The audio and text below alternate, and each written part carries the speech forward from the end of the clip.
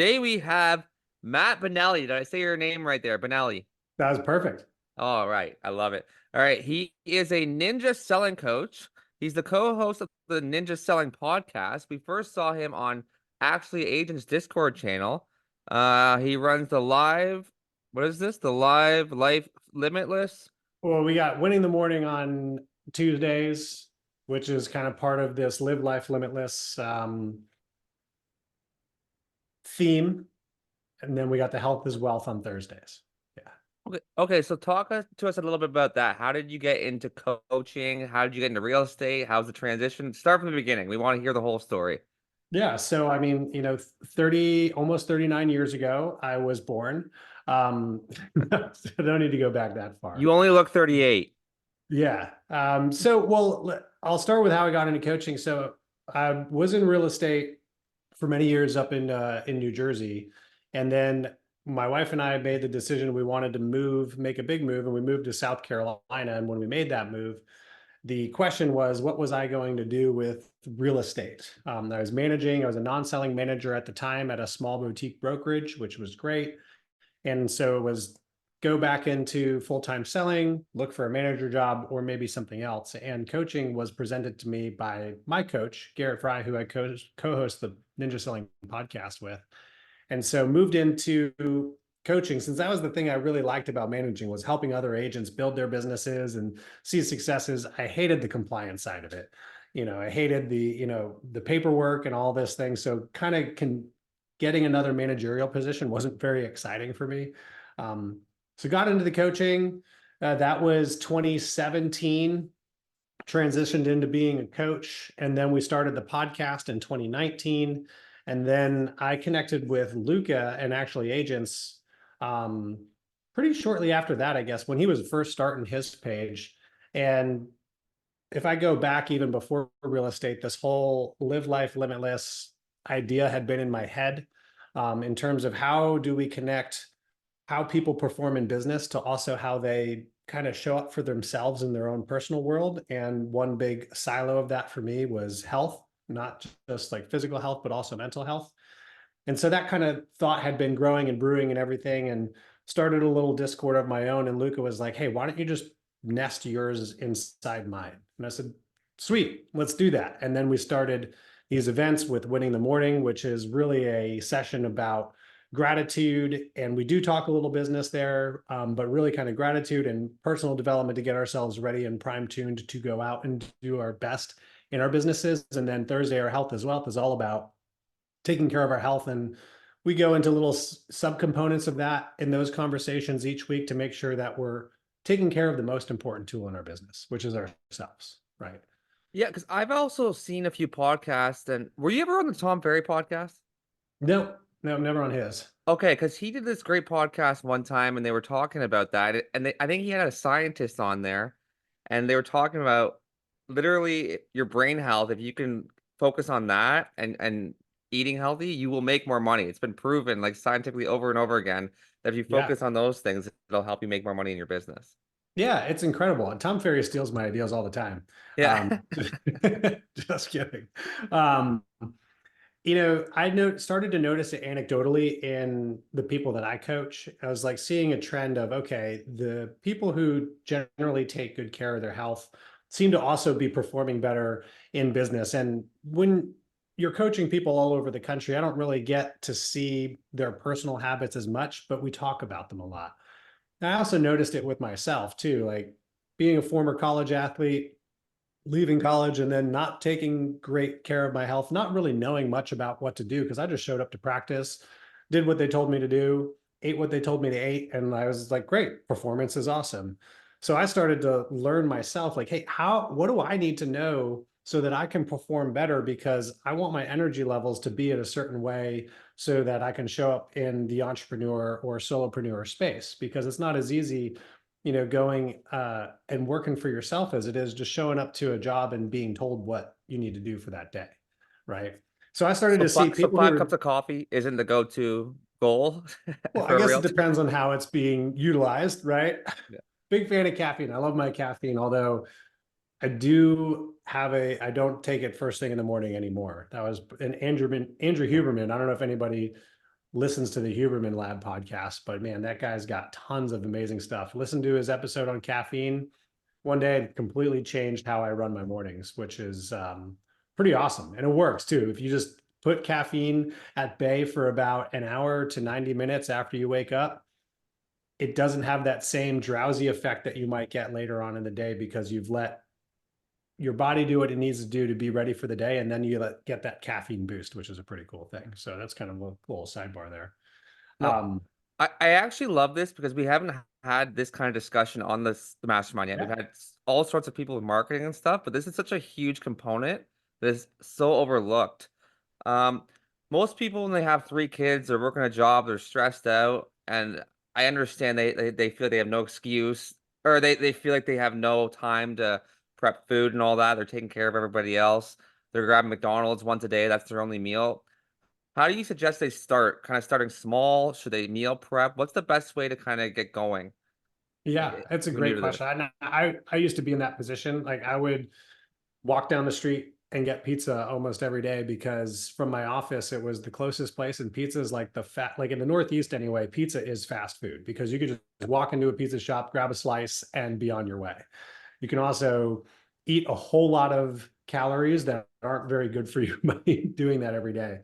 So I think the first thing is just gaining some awareness. The first step is to just understand how, or if it's a nutritional thing, understanding like what are your current habits. So I wouldn't change anything going off the bat. I just keep a record of what are you doing, because if we don't know what we're doing, then it's really hard to make the changes into what do we want to be doing.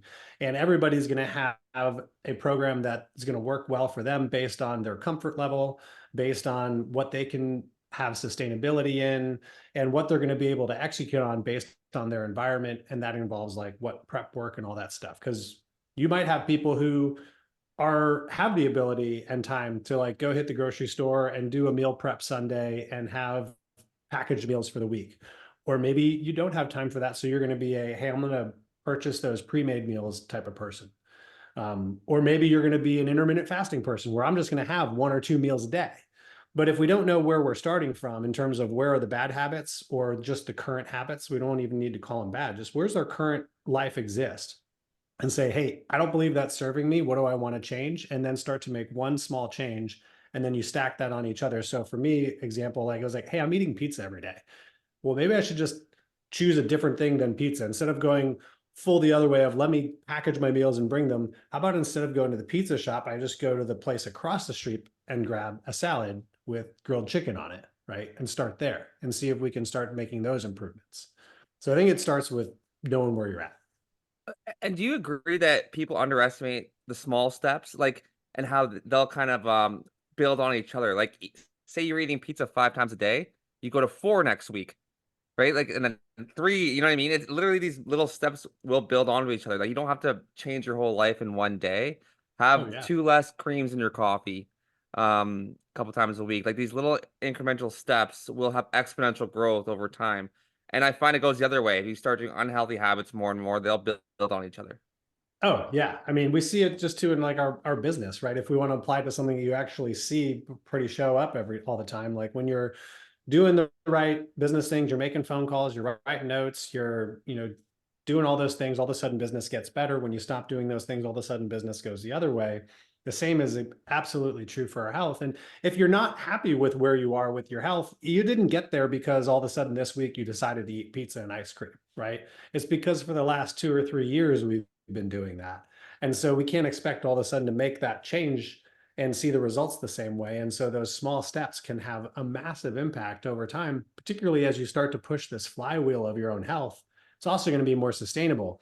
The overwhelming majority of people who do like a crash diet and lose weight, maybe they feel better, rebound back going the other way because it was never really something that they built into their routine. It didn't become habit. It was just something that they were able to stick out for 4, 6, 8 weeks to achieve a certain result. And then it put enough stress on the rest of their life. They're like, I just can't do it. And then everything went just right back to pizza and ice cream as an example, which Yeah, I keep saying pizza and ice cream because they're like my two favorite foods that I don't eat a lot of now, but I'm lactose intolerant. You're teasing me here, buddy. we got like coconut ice cream, right? It's okay. I take those lactate pills. I love my ice cream. Does someone have a Perfect. question in the comments there? Hold on. Richard Kristen? just said it's habit building and then stacking. Yep. Richard's someone who goes to the gym actually every morning. I think he told me that. Yeah, Look at there you that. go.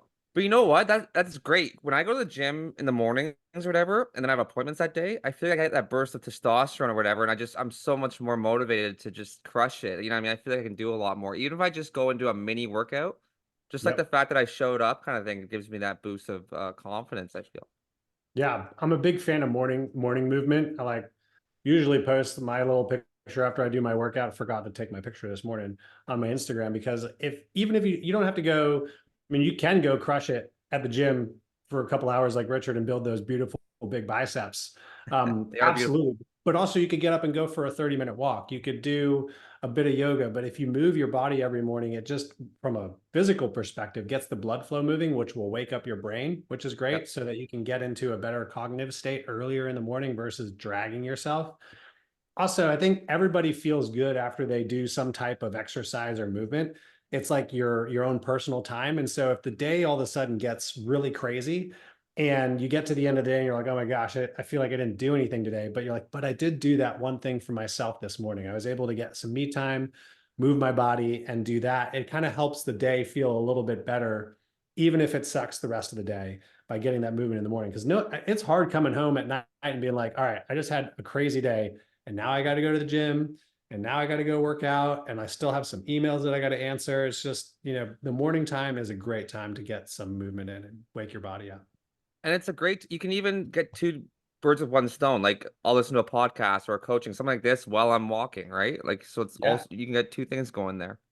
Oh yeah, you could do a lot of great things in the morning. I mean, it's the only time too, like where you're not getting blown up in your texts and your emails and stuff like that, Yeah. right? So, typically we have until about like 9 a.m. when like I mean, some people are getting blown up earlier than that, I understand, but if you can keep that at bay, which is another part of our health is keeping ourselves away from other people's agendas for as long as we can in the mornings, and so you can really get a really good health routine done in the morning. And I'm not saying you need to do this like long hours and hours of just kind of physical and mental health before you get to work, but if you build a solid routine that allows you to focus on your priorities first, it's also going to just get you mentally better prepared to be able to handle what else is going to be on your agenda that day. And there's so many hacks I find. Like I was struggling to eat enough vegetables.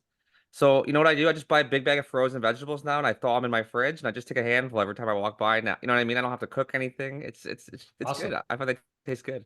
Yeah, frozen vegetables are great. That's like one of my shortcuts too. Yeah. I mean, frozen vegetables. I mean, if you get those ones in the microwave bag for dinner, you just toss it in and Yeah. you got kids, you can split it all up and good to go.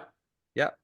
All right, we'll move on to the Ninja Selling Coach. Is the Ninja Selling program based off of Ninja Sales, the book?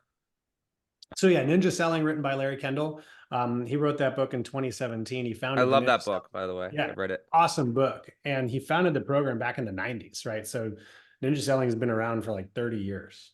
And it's a full-on relationship-based program, right? So it's all around attracting business from the people who you already know and they know you, and building a business that way that doesn't require you to necessarily farm and do mass market kind of stranger marketing stuff, as we call it. That said, it can incorporate some of that stuff. And they got a buyer and a seller process in there. The book actually, I was excited that Larry wrote the book in 2017 because it literally lays out everything. We also do a 4-day training where you can fully immerse yourself, but that book has the entire system in it, which But is yeah, fantastic. most agents, they want to do it the Ninja Selling way. They don't want to do the farming and the cold calling, the door knocking. Most agents are looking Right. to do it the Ninja Selling way. So I feel like you're Yeah. appealing to the majority of realtors with this. Yeah, I've also seen a trend in a lot of the other coaching programs and everything too, towards more relationship based systems, because it ultimately is the most sustainable. I mean, now that we've had years and years of the National Association of Realtors putting together the home profile of buyers and sellers, I mean, every year at the very top of the chart of where people find the realtor is from either their friend is the realtor or they are referred by a friend or neighbor or some other family member who is the realtor, right? and all the other channels are way down there for not knowing that person. And the other interesting thing that they added in, I don't know if they just added it this year or if it was in there last year, but they're starting to show the number of recommendations that people who've done a deal have made to their realtor, right? So the median number of recommendations that a home buyer seller will make is one, which sounds small, but if you got one referral from every single person you did business with, that would transform your business, whether those turn into actual transactions or not, even if only 50% turned into transactions, but you got a referral from every single person you did business with, that would be a great way to have sustainability year over year over year. But it requires you to have a good relationship. And Zillow did a study in 2016, which I thought was really interesting, is they surveyed homeowners and asked them, are you still in communication with your agent? And 25% said, yeah, occasionally.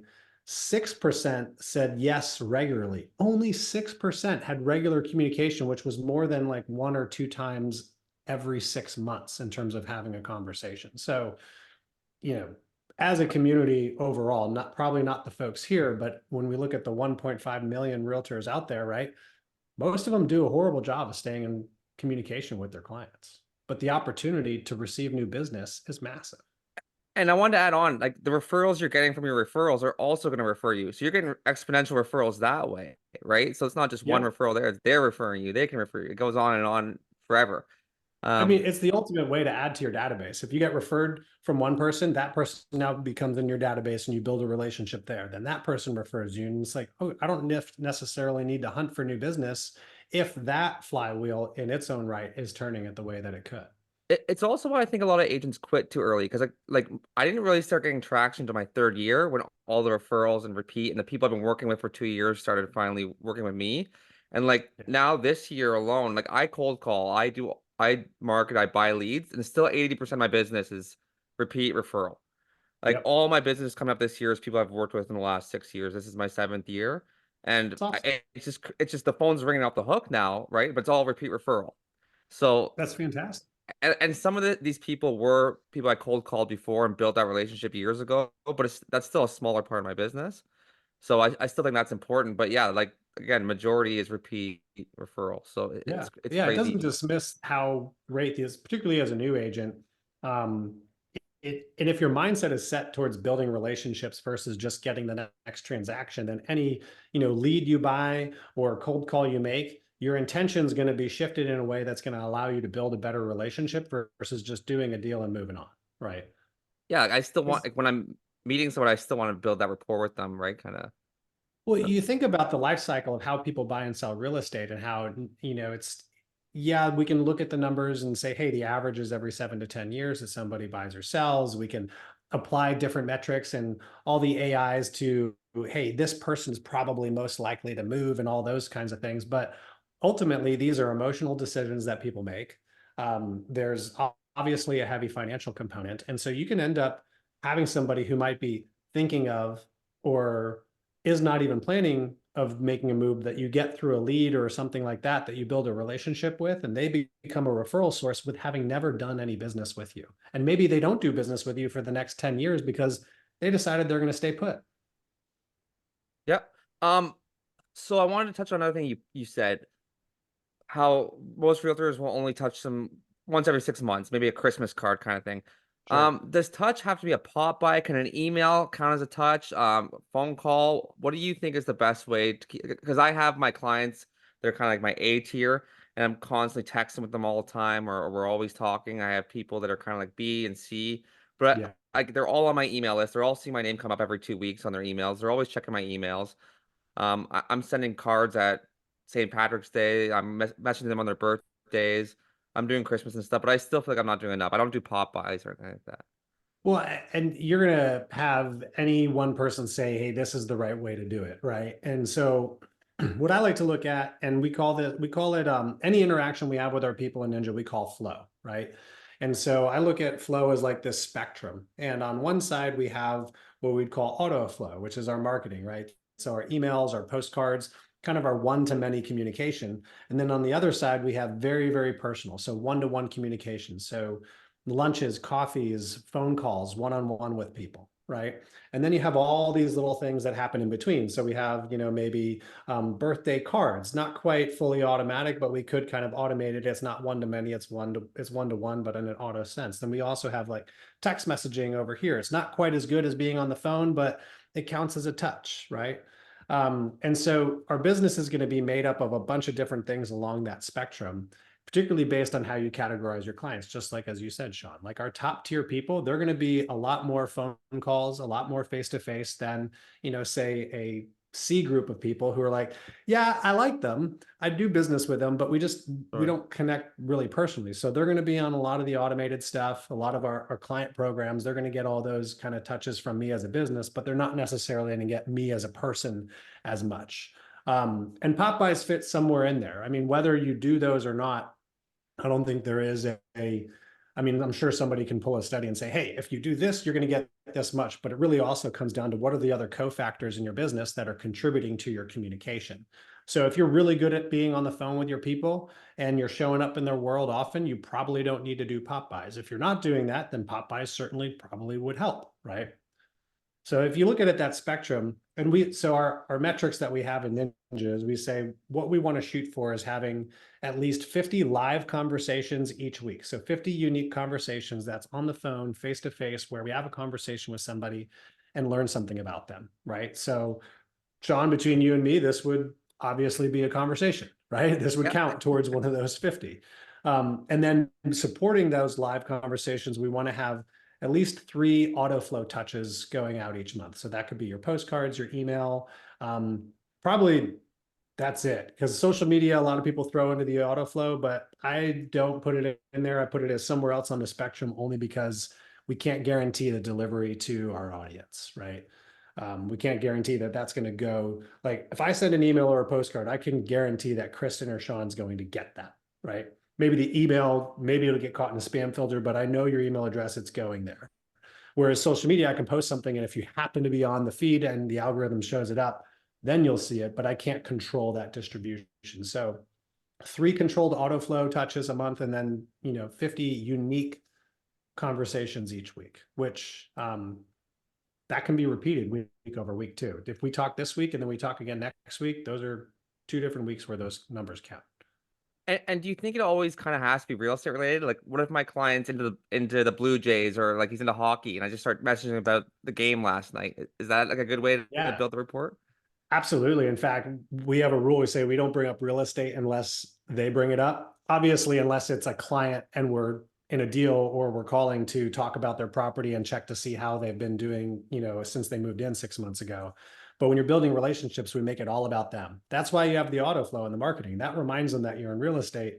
You talk to them about the Blue Jays and they're really excited about that. And you're going to have a great conversation about baseball. They're going to remember that a whole lot more than you calling and just saying, hey, it's me, your realtor, just reminding you that I exist, right? Yeah, for some of the oh, Kristen, you have something to say? No, no, I was laughing.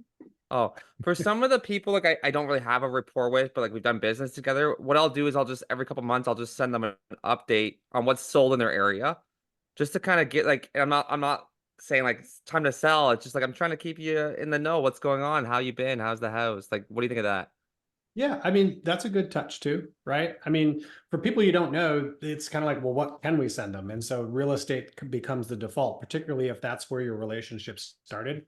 And if it's an email, like that works. If these are people you want to get to know better, then we want to try to make an effort to get to know them personally somehow, right? Maybe there's a common thread there. Maybe they are a baseball fan because we saw them post something on social media, and you can make a mention of that in your next communication to them. I think you also have to decide like who are the people you want to elevate up into your database, because we can only have so many people in that A and A plus tier before it dilutes our attention, right? I don't know if you've ever heard of Dunbar's number, but there is a great anthropologist by the name of, I forget his first name, his last name's Dunbar, basically said like, if you look throughout history, tribes pretty much max out at about 150 people. I think he said 147 was the absolute precise one.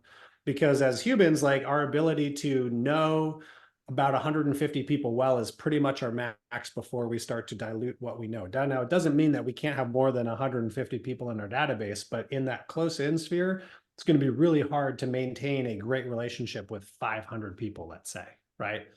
So when you look at your tiers in your database, we do want to be strategic in saying, hey, this top people, these are the people I enjoy communicating with. They're the people that actually do refer me business too. I think that's another important element that sometimes we don't pay. Like, well, John might refer me business and he's a really cool guy. It's like, if John hasn't been referring you business and you've been in flow with him, he's probably not in your top tier of your business database. Sure, from a personal perspective, that's great. But if he's not referring you business, we got one or two problems. Either John doesn't refer people, and that's just the way John is, or we're not maybe doing a good enough job on making sure that John knows what business that we're in. But if you already know you're getting that box checked, then okay, maybe John's just not a great referral partner. And another thing you kind of touched on there was the database, and I think that's very underutilized by a lot. I'm so shocked by how many agents don't even use a database to keep track of when you've been touching these clients, kind of thing, Oh right? yeah. Because if you're talking to 150 people, like you don't want to be messaging one 2 weeks in a row and forgetting another one because you forgot when you talked to this one, and it gets so confusing. So having a good database and marking when you last talked to them, writing a little note what you did is so crucial, I feel.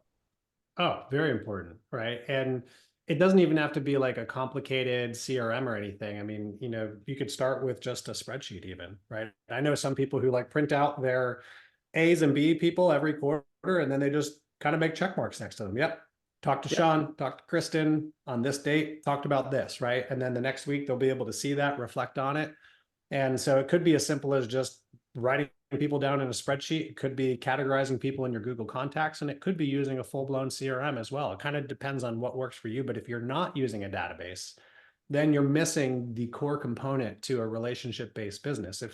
If we're a relationship-based business, shouldn't the most important thing that we pay attention to is other people, right? And have a way to be able to look at who they are, where they live, what do they like to do?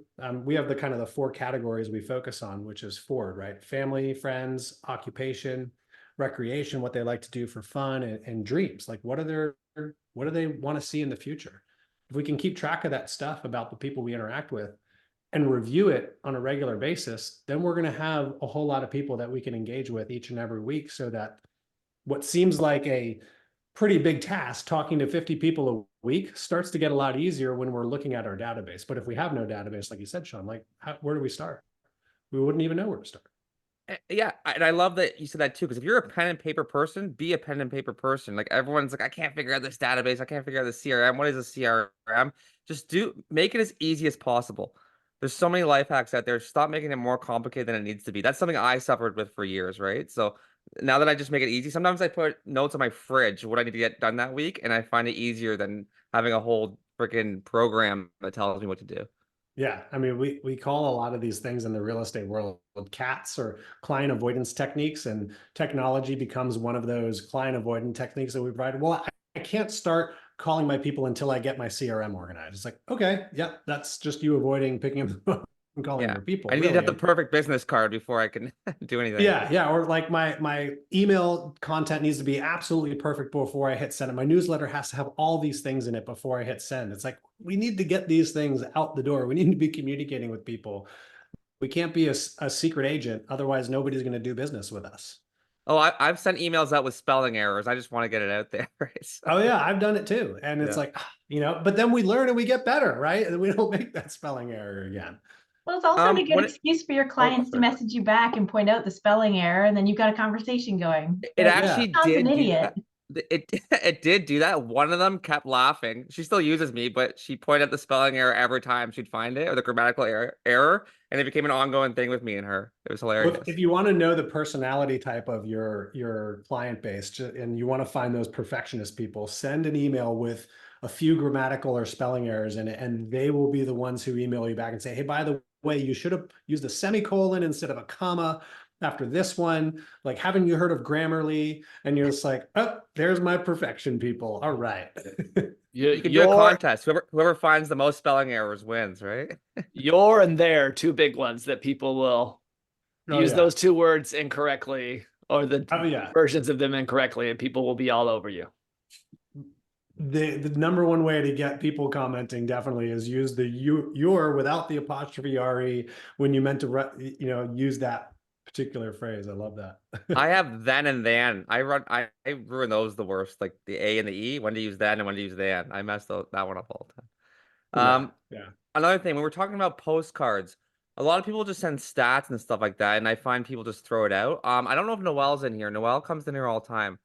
She's great. She sends out these postcards with recipes every year. It shows who she is. She sent me one time. I gave it to my mom. My mom loved it.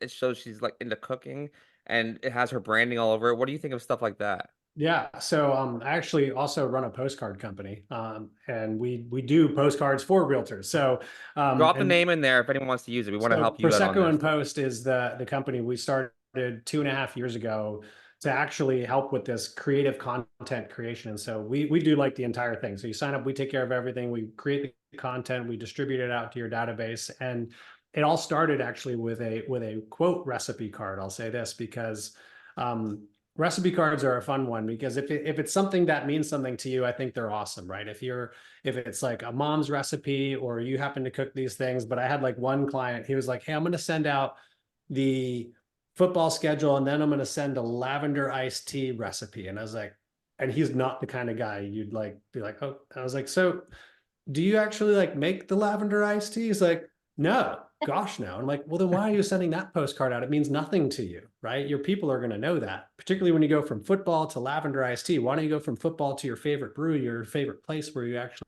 watch the games or something like that? That said, we created a postcard and actually just got a text from a buddy of mine who saw it this past week. He sent it to me this morning, as we created a peanut butter and jelly recipe card, was one of our contents, right? Saying like, oh gosh, we need to make sure that we're providing you guys this great value of understanding this. And so here's the perfect peanut butter and jelly recipe, kind of like a little snarky move there. But that said, I love it when people are sharing things that are personal to them. And so when it comes to postcards too, because a lot of people say, oh, I should then just totally focus on the things that are personal to me and not do the market stats. And what we really should have is a combination of what we would call art and science. So the art being kind of the more fun, more personal, and the science being more real estate focused type of content, which can be stats for sure, but it can also be educating people about the process. It could be educating people about mortgage rates. It could be educating people about what happens to your buying power when mortgage rates go up or down. It could be, we did a 1031 exchange card just recently, and actually we had a client email us and said they picked up this is definitely a rare, very, very rare case, a $6 million listing appointment, because one of their clients got that card and thought, you know what, maybe we should 1031 this. And just having that top of mindness created that listing appointment. I'm waiting to hear if actually that's turning into a listing, because that would be absolutely incredible. You But better there's give me a so much referral. knowledge we have that we can educate our databases on through postcards and emails, by the way. Like all of our content distribution methods, like we can educate people. I love postcards because it has a 100% open rate. Like everybody checks their mail. I don't know one person who doesn't go to the mailbox. And if you don't, the USPS or the Royal, what is it, the Royal Post up in Canada? They might be Canada like Post. saying, yeah, Canada Post. they might be saying like, hey, okay, they're going to be reaching out to you about your overflowing mailbox or something like that. So Yep. So I teamed up. I'm friends with a guy who owns a pizza company out here, and he gave me a bunch of pizza coupons and branded my logo on it. And so I send those out to people randomly all the time too, just stuff like that. It's a local pizza company, and if I cold call, have a good conversation, I send that to them, right? And I do little yeah, things like that. Teams up with businesses. I Um, love the idea of teaming up with businesses. There are companies you can go contract with, like Lolo and Boomerang, that do kind of the local discount thing. I recommend people go direct like you did, because that relationship means something to you as well, right? yep. And you having that connection with the business owner makes that coupon work in two ways. Your client gets a discount at the pizza, and that owner is like, sweet, Sean's sending people to our pizza business.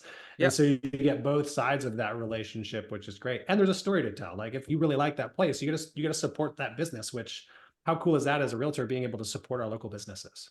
Yeah, and I do with my buddy who owns a gym too. I try and do with local mom and pop stores too, to try and kind of connect with Yeah. them, and they're more likely to give me referrals than if I go to some big chain restaurant or something like that. I feel. Well, and what places have a lot of their own repeat clients coming in who trust them, right? Like a pizza place, a gym, maybe two different benefits coming out of there. But probably if people have the pizza place they go to, they're going there more than once. The gym, they're definitely going there more than once, and they establish those relationships and they talk about things, right? And so And whenever the I topic go to of that gym, so I see these people there now, and I more of a it's rapport, awesome, right? So building those great relationships. So real estate can happen when you're not there, the conversations, and that can go to, oh man, well, have you guys talked to Sean about that? I love you said the lavender lemonade or whatever, because if I started sending that out, I would have the weirdest people message. I would get the weird, like it'd be so off brand for me, right? So, I did this funny thing. I'll show you. I did Sean King branded air fresheners for your car, and it's on Nice. brand with my silly personality. So I was sending them to all people with like funny smells and all that. I was getting the funniest messages from clients I hadn't talked to in a year, be like, "Oh my God, this smelled awful. My wife hated it, but it was still funny, and we were having a good It conversation about it." creates conversation, right? And it's on brand with my silly personality. So. Yeah.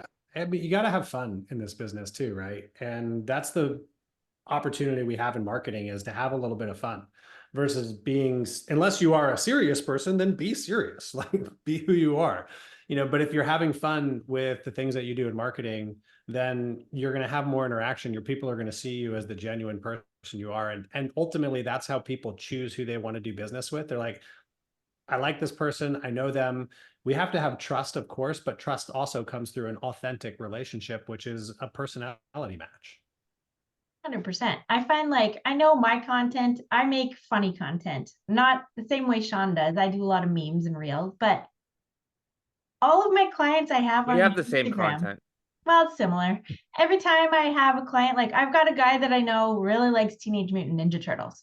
So every single time I see a Teenage Mutant Ninja Turtle meme, I send it to him. And he, over time, over the past 2 years, he just feeds me business. He's in his early 30s. Every time somebody from his office talks about buying a house, they call me right away. And it's such a silly little way to stay in touch with people, but you stay on Well, brand and you're still doing your thing.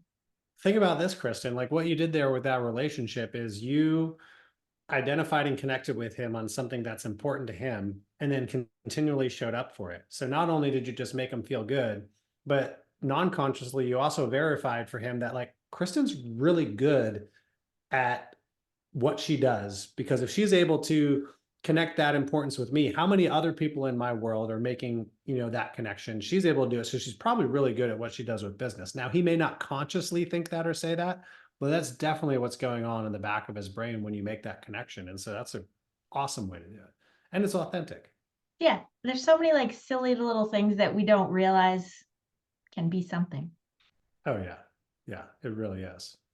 When it comes to email marketing too, I've noticed that I do one stats per month, like, and then I do one more like local restaurants to visit or 10 things to do this Christmas in the area. And I get completely different people open. Like one lady who's never opened my emails opened it 11 times when I mentioned some restaurants to go to, right? So Yeah. I'm trying to mix up a little bit too so that I'm getting to all my audience. Should I break them down to different like categories for who I'm emailing, or do you think I should just send them all everything? So I think you still send everybody everything, but I like the idea of breaking the emails out into different things. Because if it's just all catch all, I think, particularly if our subject lines are kind of like, hey, it's Sean's monthly market update. It's like, all right, yeah, I'm not really interested in the market this month, so I'm going to pass, right? But if you have these things that call out like 10 things to do around Christmas, or my favorite restaurant of the week, or did you see that home sales are way up compared to last month? That's going to it's going to spark the interest of the different personality types in your database. And if everybody's getting it too, just because someone's not opening the market stats, say, but they're opening the community events, they still see the market stats email. They're just not looking at it. And that's still validating for them. Hey, Sean knows real estate. So when I need to think of real estate, I'm going to go to Sean because I don't really care about market stats, but I know he does, and that's important. But I am going to open his things to do because he's also a local expert, and I want to see what his advice is on what I should do because I want to go have some fun. So it's good to hit all the personality types and keep those emails going to everybody. But I think you can, just like you said, break them up into the different subjects in each email instead of trying to cram everything into one long email, because most people aren't going to scroll all the way down. And that also helps you have a little bit of a higher frequency, particularly if you take that like monthly email and break it into a bi-monthly email, but it's got a different, one's art, one's science kind of thing. You're going to have probably better results. Now your open rate may not be as good potentially, but we're not in the email marketing business, right? We're not selling things through our email. Our whole purpose of our email is to maintain a great relationship with people so they pick up the phone and call us when they need to do something. And so And that's they're another seeing your thing. name pop up. That's Yeah. important too. They're Yeah. reminded that you're the guy. Because some of these people you haven't even done business with yet. You just got their email. So you want to, when they are ready to buy, you want to make sure you're the guy that comes to mind first, It right? shows Top of mind. consistency, which is again another element that people think about when they're hiring a professional. Is like, hey, is this person consistent? Yeah, Can because I trust them to show up? my first 3 years in real estate, I had people call me like, "Are you still even in real estate?" You know what I mean? Like, because I didn't talk to them. I had no email marketing set up, and my social media was bad at that time. So I talked to them once 2 years ago. I was in real estate, and they probably forgot, or they bought with someone else. Like, I didn't even know you were still doing this, right? So Yeah. Yeah. And that's just showing up in their inbox and their mailbox on a regular basis can yeah. help keep that kind of thought at bay. So email is such an important piece of information to get from someone. Yeah. I mean, and email is the cheapest way that we have too, right? Well, maybe I guess social media is the freest way, but I mean, email, I mean, it's so darn cheap with like either MailChimp or Constant Contact or MailerLite or any of these programs that are like, even if you have thousands of people on the list, you're talking less than probably $50 a month to have those lists on those email programs. And that's pretty darn cheap if you ask me. 100%. And when it comes to social media, I noticed something yesterday too. Like I have a good following. I have over 8,000 followers. I get a lot of business referrals. I built a good social media base. Um, in my stories though, I don't post a lot of stuff about showings and stuff. A lot of people do. Yesterday, I showed a house with a graveyard, attached to it. So I put a poll in my stories. It's not something I normally do, but I just said, "Would you live here?" And I got so many people that I never engage with. Um, Going on this poll and messaging me, and I was starting all these conversations. So I love that you're saying mix it up so that you're hitting different personality types. Because I've been hitting the same people over and over again with my content. I was forgetting so many people that want to see the houses and stuff still. Yeah. Well, and you created also something that added an element of engagement, right? So you could Yeah. have a conversation, which is something that sometimes we forget about in social media because we call it social media thinking it's got to be all push content. But if we actually go into the app store and look at the category, it's called social networking, right? And so if we look at it as, hey, this is an opportunity for me to be in this venue and network with people, how can I create engagement with a post like that, hitting a poll? And how can I go engage other people? Particularly when you're looking locally and in your database, like, are you following all of your clients on social media? Are you friends with them on Facebook? Are you commenting on their stuff? Are you being curious about their content, which will then also help the algorithm help them find you? Because if you're engaging with them, likelihood of you getting served up in their feed is going to increase as well. And so that engagement component is super important. And I'm not a social media expert. I don't pretend to be at all. But But you don't that's one have to thing that be. we know to That's be the true. point though. You don't You have to know? be a social media expert. You have to just know how to talk to your audience. That's it. Yeah, Right. and you don't need a big audience either. I mean, 8,000 is awesome, right? 8,000 is awesome, but most of them are realtors and stuff. They're not like I just like to build my, but like that shouldn't be my goal. My goal, like most people should be to connect with their sphere. Like 8,000 of those people, most of them are people I'm not doing business with. You know what I mean? So Well, I think it depends on, I mean, I think your goal is just fine because you also have this platform too, where you're bringing people together, which is really awesome. yeah. But it is a good thing to acknowledge and recognize, like, hey, where is my followership? Like, who are the people who are following me? What type of content is that working? And, if you're an agent and you have 500 people who are following you, but they're people who are fans of yours, they're people who are in your community, like that could be amazing for you. Even if you pulled, because here's the other thing too. I mean, the NAR profile of home buyers and sellers showed that the amount of people who found their agent without knowing the person first through social media was 1%, right? Last year, which was the first time it actually got a number associated with that. I think the year prior was an asterisk, which was like less than 1%, we're not sure. So if a lot of people who are getting business on social media are getting it through relationships that they already have, or maybe they built them on social media, but it's become an offline relationship. So Instagram and Facebook and TikTok and LinkedIn become these places where we can connect with the people that we know.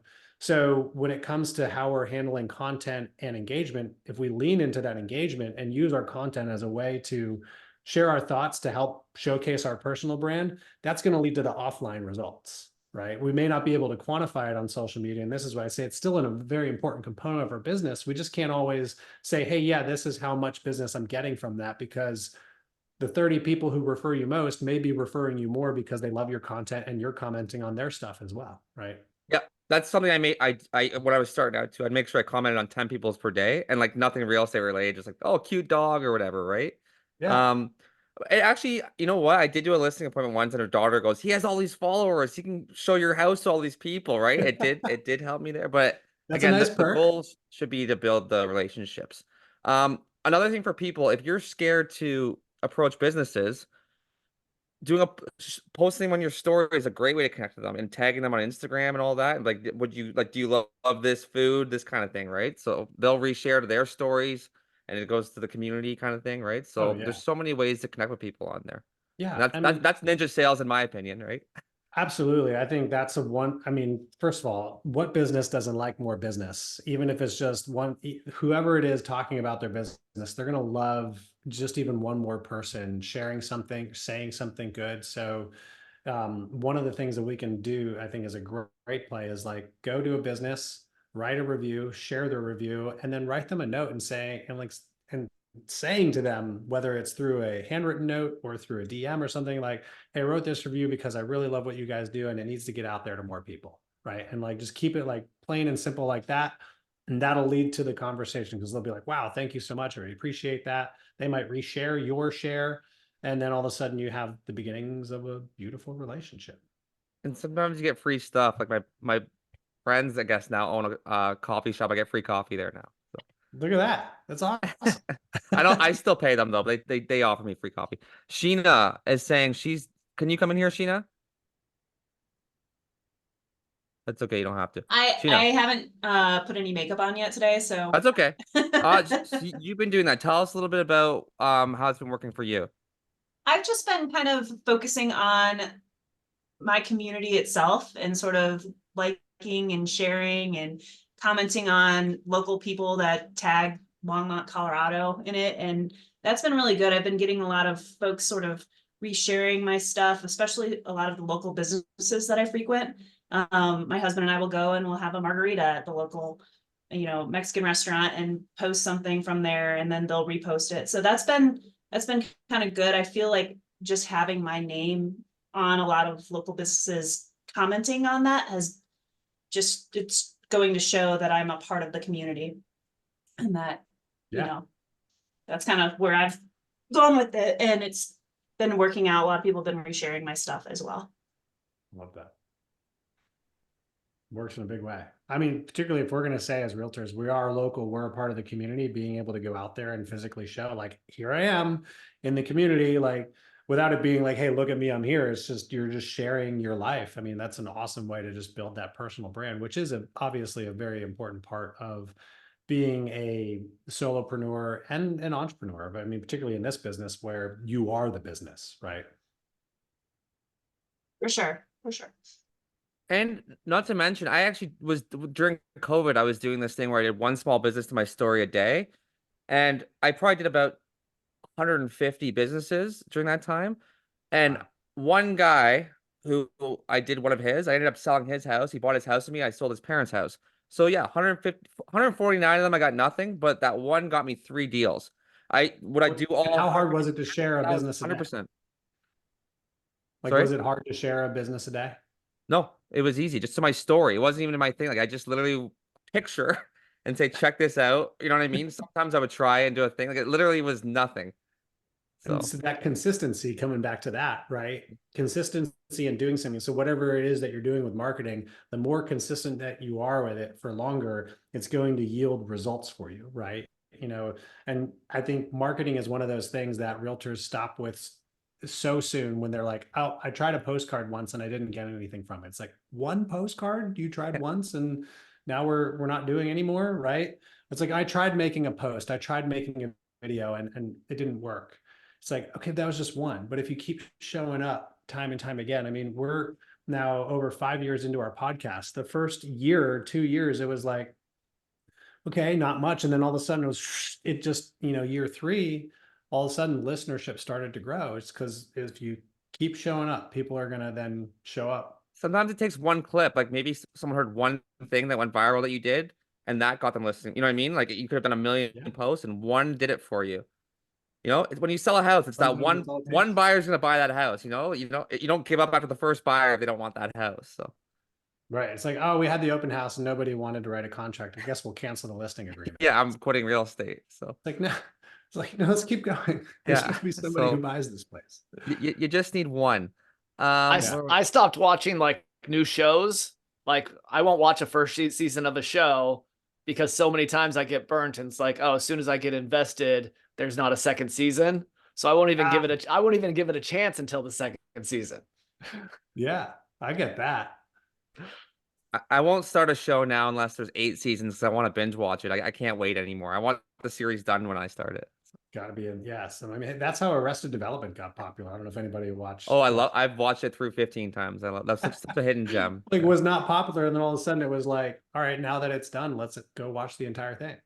Yeah, that happened with Breaking Bad actually too. It wasn't Yeah. not until they got on Netflix. So, oh, yeah, there we Huge. go. What else was I gonna say? Kristen, jump in here. I had a thought I have to gather. I don't know. I think to wrap up towards the end, I was going to ask Matt, what three pieces of advice do you have for us as agents to push our businesses forward in 2024? Well, yeah. So boiling it down to 3 pieces, they're going to be relatively broad. I mean, the first one is you got to take care of yourself, right? It is not selfish to take care of your own personal health. It's actually can be more selfless than anything, because if you have a sharper mind, if you're in better shape, if you have more energy, you don't get sick as often, you're going to be able to serve a whole lot more people than if you're not taking care of yourself. So definitely focus on your health for sure. And that involves your mental health too. If you need time off to like get your head right, that's important. Kristen locks with mental health big time. I've been trying to make her take days off. It's important. That's important. Kristen, hire a videographer. She takes her own videos. She does too much. Come on, Kristen. Like, we got like listen to Sean here a little bit. Yeah. Control freak. I can't help it. I'd say the second is focus on your people, right? Get that database organized, focus on your people first and foremost, because those are the people who value you, who trust you, and who have tons of business for you, right? And then I'd say the third thing would be systems. Look for whatever systems that you need to have in place. And these don't necessarily have to be automations. These could be how you approach a listing consultation or how you approach a buyer consultation. Just having a system in place so that either you have someone or something doing things for you on a repetitive thing, like every time we have a transaction, this is how it works, or how you're going to do things every time you go in, so that you also have clarity of standards. Because if you don't have a system, sometimes we get posed with these different options with listings and buyers, and it's hard to choose, well, should I take this opportunity or should I not? If you have a system in place and you have standards that back that up, it's going to be a lot easier to say, hey, this is a real seller that I'm going to move forward with. This is a real buyer that I'm going to move forward with. Or, hey, I'd love to help this person, but it doesn't seem like they're real and they're on board with what I want to do, and it may be better off if they worked with a different agent. So health, your people, relationships, and your systems. I love it. Why don't you tell us about your 52-week challenge ebook that you put out with Luca? So that was all based off of the Winning the Morning sessions that we did. And so every week at 8:45 a.m. on Tuesdays, that's Eastern time, we do these Winning the Mornings on the Actual Agents Discord, and we leave everybody with a challenge of the week. And so we took the first year of doing those and took all those challenges and put it together in an ebook. I actually don't have a link to it. I got to ask Luca what the proper link is. I actually have a PDF, but probably shouldn't just share that directly. And it's a free ebook, which has 52 challenges. So if you're ever looking for something to do, you just you just go and open it up and pick one. And we segmented them into challenges that are good for organization, challenges that are like right now actions, like pick up the phone, write this note, challenges that are associated with building longer term relationships and kind of business planning stuff and things like that. So it's a pretty cool little ebook. I'll see if I must have the link in here somewhere. I'm sure Luca had texted it to me. I think I've got it here. I'll drop it in the chat. Perfect. Yeah. I remember what I was going to say now. And I'd say, what's that? Oh, sorry. Keep going. I just remembered. I thought you were done. Keep going. Oh, no, go. I was just going to say, like, go head over to that Discord. If you join the Discord, you can join in our Tuesday mornings and our Thursday mornings. It's a great time. I'm there every Tuesday. I love it. Oh. It's like the best way to start my Tuesday mornings. I love it. Yeah, Kristen's always there. And there's the link right there in the chat. So Sorry, Sean, you Also, send remembered me a what you link were gonna after say. to your business, the postcard. I'll give you a shout out on my page because I love that idea. yeah, Prosecco and Post. So proseccoandpost.com is the postcard company. And yeah, we handle 2 postcards a month for you. Done. Easy. Try to take all the work off of the agent's plate so that they can focus on doing the most important stuff, the real relationship building stuff. Awesome. Before I forget my thought again, back to when we were posting businesses, I was gonna say if you have even friends that do things, like I have a friend who makes these little crochet things, and I posted those for her, and she got a bunch of business from it. She owns a big house, so she'll remember me now, right? When that time comes. So it doesn't even have to be a big business. It can be a friend doing a hobby, a little side business. I have a friend who makes mats, homemade mats, things like that. Yeah, anytime. I mean, when you think about, there's a whole element too we haven't talked about, which is this gifting thing that we can do as realtors and the opportunity. I would say to get started with the thought process on that. If anybody hasn't read Unreasonable Hospitality, amazing book talking about how to infuse hospitality into your business. And then there's another book called Giftology, written by a guy named John Rulin, who, I mean, he runs a gifting company, so it's one of those kind of self-serving books in a way, I guess. But like he talks about his strategy on gifting and giving really high-end client gifts in a way that's also still manageable from a financial standpoint and highlighting those important relationships in your business. Awesome. Matt, that was great. We're at the hour mark. We try and keep it at about an hour. We can go all day if you Cool. want to, but Yeah, I know you got things to do. we totally. We really appreciate you coming out. That was great. That was a nice mix up from what we've had. We've had so much AI kind of stuff going lately. We don't think about the mental health part, right? And taking care of ourselves. So that was great. Yeah, keep the human aspect in there, you know. I mean, yeah, there's a lot of really cool stuff with AI, but let's focus on ourselves as humans and also the human to human connection, which is really what still drives and will continue to drive a lot of particularly real estate, right? I mean, these are important transactions that people are involved in, and having a trusted advisor who they can connect with in a way that understands them emotionally is going to be a really big deal. So I know someone said here's how do we hire Matt as a coach. Appreciate that, Andy. If you want to learn more about coaching, you can just reach out to me directly. You can either DM me or email me at matt@ninjacoaching.com. I'm not currently taking on anybody, but we have a lot of great coaches. But if you also just want to learn more about Ninja Selling Systems, ninjaselling.com is the place to go for that. When you say you're not taking anyone on, it just makes me want to hire you more. So that's a great strategy. Wait, you don't want me? I'll give you my money. I would love to serve everybody, and we may be launching a group coaching program at some point because we don't do that. We just do one-on-one right now, and that's why I do the stuff with Luca and things like this, is because I love sharing this stuff. Because if we can all get a little bit better individually too, that's just going to impact the industry in a great way, and also just help kind of keep us elevated above all the noise that exists in everything that we do. I respect that too because you don't take on too many clients, then you can work on your mental health and you can give better service to the clients you have. Yeah, yeah. And spend time at home. I got 2 little girls that like I want to make sure I'm spending time with them too. Absolutely. Right? That's all about the mental health, right? Yeah, absolutely. Well, I appreciate you guys having me in. This is great. You guys have an awesome group here, and I appreciate what you're doing as well. And what a great service that you have for all these people to make sure that every Monday they're coming together to get charged up so they can go conquer the week. It's awesome. Absolutely. All right. I appreciate you coming out you again, so Matt. much. I'm gonna post your business today. And yeah, thank you again. That was awesome. Awesome. Well, thank you, Sean. Thank you, Kristen. Appreciate the invite. And thanks everybody for being here. This is awesome. I'm gonna go Thank work you. out. Yeah. All right. Take care, Bye, y'all. guys. Thanks, everybody.